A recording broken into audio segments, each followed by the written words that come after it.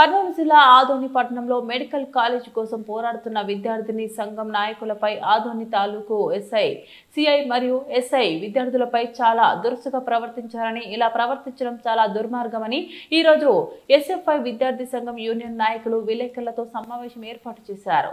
ఇలా దురుసుగా ప్రవర్తించడం మహిళ అని చూడకుండా విద్యార్థులపై మండిపడటం, అలాగే దురుసుగా ప్రవర్తించడం మంచిది కాదని, విద్యార్థులకు మెడికల్ కాలేజ్ ప్రైవేటీకరణ చేయకూడదని, విద్యార్థులకు చాలా అన్యాయం జరుగుతుందని, ఆదోని అభివృద్ధి చెందాలంటే మెడికల్ కాలేజ్ ప్రైవేటీకరణ చేయకూడదు అని కోరారు. ఈ కార్యక్రమంలో విద్యార్థి సంఘం నాయకులు, ఎస్ఎఫ్ఐ జిల్లా ఉపాధ్యక్షులు శ్రీనివాస, డివైఎఫ్ఐ రాష్ట్ర కార్యదర్శి రామన్న, విద్యార్థుల విద్యుత్ సంఘ నాయకులు తదితరులు పాల్గొన్నారు.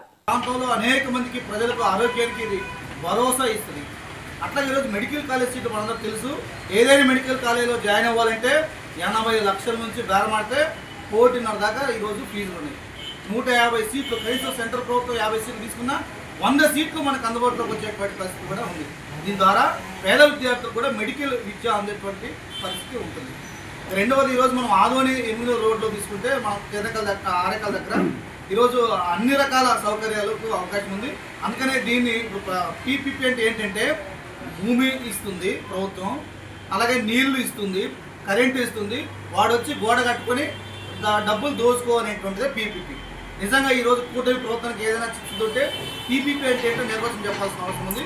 అందుకనే ఈ ఆదోన్ లాంటి ప్రాంతం, మిగతా ప్రాంతాల సంగతి మనకు తెలియదు, కానీ ఆదోన్ లాంటి వెనుకబడిన ప్రాంతంలో ఈ పీపీలు పనిచేయవు. ప్రభుత్వ రంగంలోనే మెడికల్ కాలేజీ ఉండాలి, ప్రభుత్వ రంగంలోనే ఆసుపత్రి ఉండాలి, వైద్యులు ఉండాలి. ఇప్పుడు మనం చూస్తున్న ఏరియా హాస్పిటల్ ఉంది. ఈ ఏరియా హాస్పిటల్లో ఈ మధ్యకాలంలో చూస్తే బెడ్ లేకుండా రోడ్డు మీద రూముల్లో ఉన్న వాళ్ళ సంగతి మనం చూడలేదా? అందుకనే ఈ హాస్పిటల్ అడ్డుకోవడం అనేటువంటిది అన్యాయం. మేము ఇక్కడ రాజకీయాలు మాట్లాడలేదు, మేము రాజకీయ పట్ల సంబంధం లేదు. కానీ కూటమి ప్రభుత్వం నిజంగా చిక్కుతూ ఉంటే వాళ్ళు 3 పార్టీలలో కేంద్రంతో బాగా సఖ్యత ఉంటుంది. రెండవది, 2017లో కేంద్ర ప్రభుత్వం ప్రతి జిల్లాకు ఒక మెడికల్ కాలేజ్ అని చెప్పి, అది కూడా ప్రభుత్వ రంగంలోనే ఉండాలని చెప్పి నిర్ణయం చేసింది. మరి కూటమి ప్రభుత్వం మోడీకి వ్యతిరేకంగా మాట్లాడుతున్నారా? మోడీ ప్రభుత్వం ఏమో ప్రతి జిల్లాకు మెడికల్ కాలేజ్ కావాలని చెప్తున్నారు. ఎవరో వినాయక్ నాయుడు లేదంటే ఇంకో రూపాయలు ఎవరో చెంచాలు వేస్తేనే రెండు బిస్కెట్లు వేస్తేనే తినే వ్యక్తులు ఈరోజు ఎస్ఎఫ్ఐ నాయకత్వాన్ని బెదిరిస్తున్న పరిస్థితి. ఈ 5 ఏళ్ళు గాలిని కాశారని చెప్పేసి అడుగుతున్నారు. ఈరోజు ఎవరైతే అడిగినారో, ఎవరైతే ఆ కూటమి నాయకులు అడిగినారో ఈరోజు సందర్భంగా నాయకత్వం నేను చెప్తున్నా. ఈ 5 ఏళ్ల కాలంలో గతంలో జగన్మోహన్ రెడ్డి ప్రభుత్వంలో అదే మెడికల్ కాలేజ్ విధానంలో సెల్ఫ్ ఫైనాన్స్ కోర్స్ తీసుకొని వచ్చి 50% ప్రైవేట్గా అమ్ముతారంటే భారత విద్యార్థి ఫెడరేషన్లో పెద్ద ఎత్తున ఆందోళన చేసాం. అప్పుడేం కళ్ళ గంధం కట్టుకున్నారని చెప్పేసి ఈరోజు కూటమి నాయకులు నేను ప్రశ్నిస్తున్నాం. కాబట్టి ఇప్పటికైనా కూటమి నాయకులు స్పందించాలా. ఎందుకంటే ఏదో రాజకీయ పార్టీ ముసుగులో మేము పోరాటం చేయట్లేదు. భారత విద్యార్థి ఫెడరేషన్ అనేది 1970లో ఏర్పడింది. అప్పటి నుండి విద్యార్థులు కోసం రాజు లేని పోరాటాలు చేస్తున్నాయా? కూటమి నాయకులు మేము గార్డెన్ కాస్తున్నది 5 ఏళ్ళు కాదు మేము అడుగుతున్నాం. ఏదో అధికారం వచ్చిందని చెప్పేసి అధికారం రాకముందు మా ఆఫీసు మేము పోరాటం చేసి మీరు అధికారంకి వచ్చారు. ఈరోజు మీరు అధికారం వచ్చారని చెప్పేసి కొమ్ములు వచ్చారని చెప్పేసి ఈరోజు కూటమి నాయకులను అడుగుతున్నాం. ఈరోజు ఏదైతే నేను శాంతియుతంగా ఆందోళన చేస్తుంటే ఈరోజు పోలీసు వ్యవస్థ అత్యూసం పనిస్తున్న పరిస్థితి. ఈరోజు మహిళలు కనీసం మా సమస్య పరిష్కరించాలని చెప్పేసి పోలీసు యాంకర్లు అడిగితే ఈరోజు లాఠీ చార్జ్ చేస్తున్న పరిస్థితి. ఈరోజు ఎస్ఐ తాలూకా ఎస్ఐ రామయ్య నాయుడు ఆయన ఏం మళ్ళీ ఎక్కడ చేసినా నాకు అర్థం కాని పరిస్థితి. ఎట్లా ఆయన డిపార్ట్మెంట్లో తెచ్చా నాకు అర్థం కాని పరిస్థితి.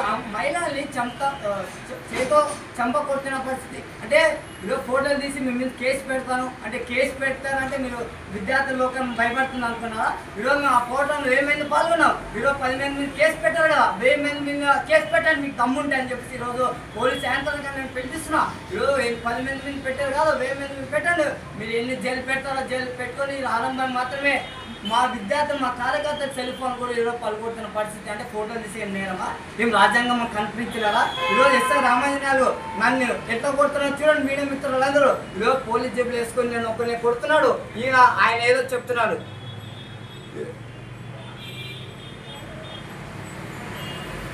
చూడండి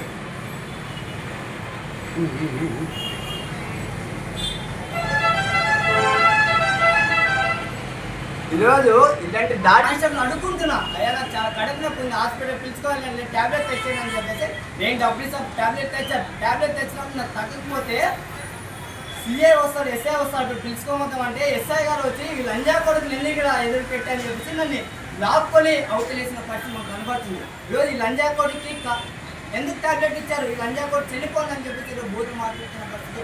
అదే ఆయన పై క్యాడర్ ఉన్న సీఏ గారు సానుకూలంగా స్పందిస్తున్నారు. ఎందుకు మీరు అందరూ ఉలికి పడుతున్నారు? ఎందుకు కూటమి నాయకుల్ని మేము మెప్పు పొందడానికి కోసమా?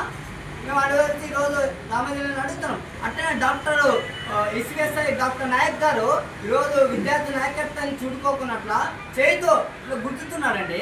ఏంటి పరిస్థితి? అంటే మేమేం పోరాటం చేయరాదా? ఓన్లీ కూటమి నాయకులే పోరాటం చేయాలా?